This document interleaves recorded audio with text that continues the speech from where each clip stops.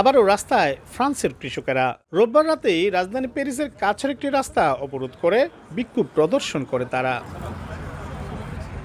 স্থানীয় গণমাধ্যম বলছে, এবছরের শেষ নাগাদ ইউরোপীয় ইউনিয়ন এবং দক্ষিণ আমেরিকার কয়েকটি দেশের সঙ্গে একটি দীর্ঘস্থায়ী বাণিজ্য চুক্তি হওয়ার কথা রয়েছে।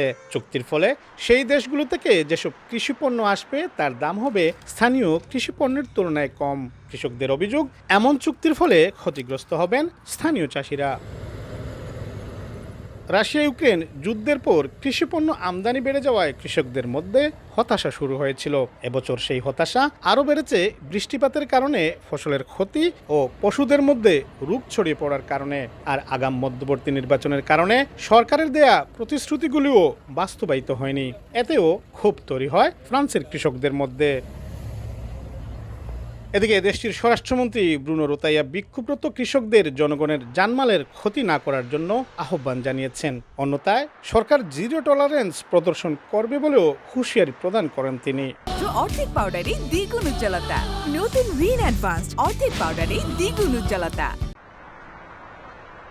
ফ্রান্সের বৃহৎ কৃষি সংগঠন FNSE এর প্রধান আর্নল্ড রুসো বলেছেন, আগের সরকারের দেয়া প্রতিশ্রুতির মাত্র 1/3 বাস্তবায়ন করায় কয়েক হাজার খামার আর্থিক সমস্যার মধ্যে রয়েছে।